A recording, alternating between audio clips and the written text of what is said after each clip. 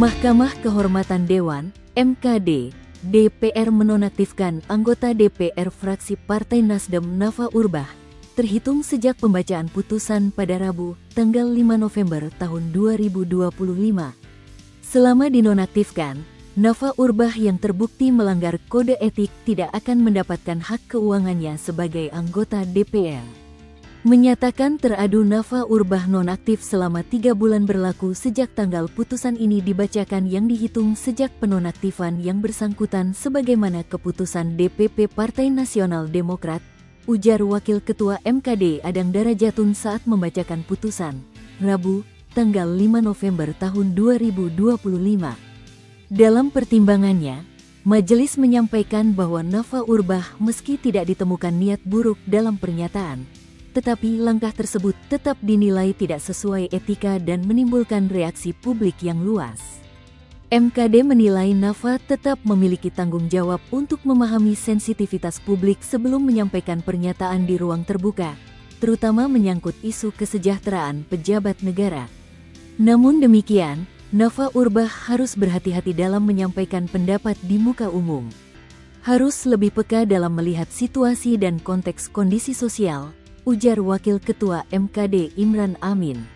Ucapan tamak dan hedon. Sebelum sidang pembacaan putusan tersebut, Ketua MKD DPR Nazarudin Dekgam mengungkap alasan anggota DPR nonaktif dari fraksi Partai Nasdem Nafa Urbach dilaporkan ke pihaknya.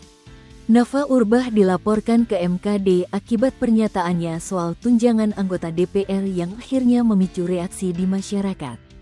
Hal tersebut Dekgam ungkapkan dalam persidangan MKD di Gedung Nusantara I, Kompleks Parlemen, Jakarta, Senin, tanggal 3 November tahun 2025.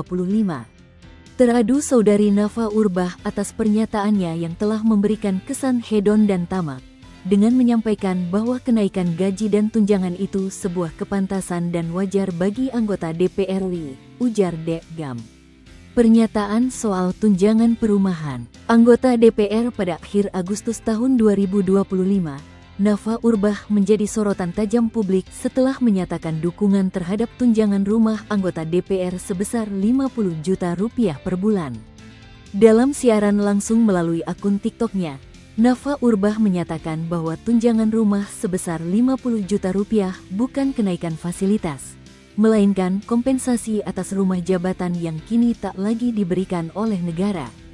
Menurut Nafa Urbach, kebijakan tersebut diberikan karena anggota dewan kini harus menyewa rumah sendiri.